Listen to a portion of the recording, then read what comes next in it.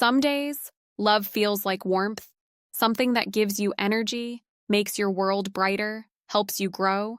Other times, it's like walking through fog with a heavy backpack, unsure why you're so tired, numb, or even a little lost.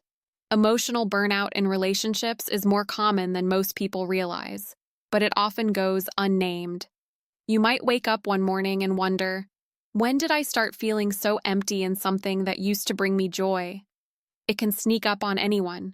The person who always puts others first, the couple juggling too much and connecting too little, or even those who just came out of a string of intense ups and downs. Sometimes it's a slow fading, 100 little disappointments, unresolved arguments, feeling like your efforts aren't noticed. Other times, it's a sudden crash after months of trying to fix, rescue, or hold things together alone. You may notice yourself running on autopilot, saying yes out of habit, but inside feeling disconnected or even resentful. The smallest requests feel overwhelming.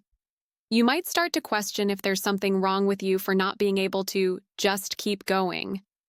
But the truth is, emotional exhaustion is a sign you've cared deeply, maybe without receiving enough care in return.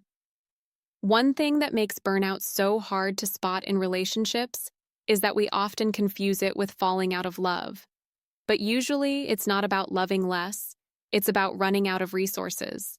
When you give and give, but don't get rest, support, or space to recharge, eventually even the strongest feelings begin to fade into the background. What helps? The first step is naming what's going on, without shame.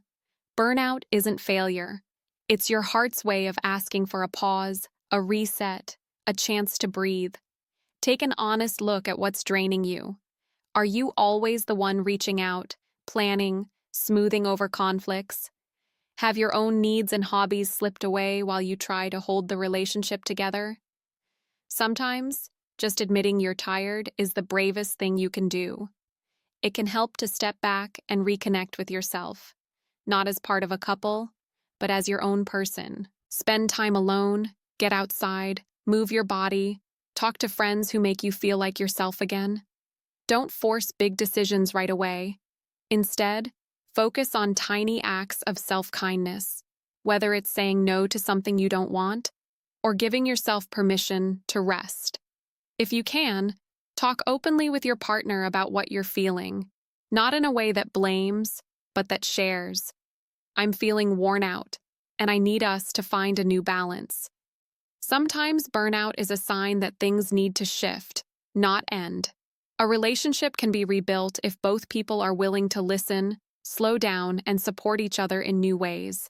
And if you're the partner noticing your loved one withdrawing or acting distant, resist the urge to push or demand answers. Instead, offer space and gentle curiosity. Ask what they need, not what you think they should do, but what would actually help them feel less alone in the struggle. Most importantly, trust that it's possible to come back from burnout, even if right now you can't imagine what that looks like.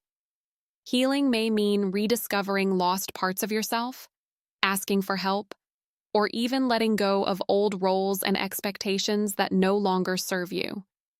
Sometimes a relationship emerges stronger and more honest. Other times, the lesson is in learning how to care for yourself first. Have you ever felt emotionally exhausted in love? What did it look like for you, and how did you start to heal? Your experience might be exactly what someone else needs to hear right now. Drop your story or even just a word of encouragement in the comments. And remember, you're not alone.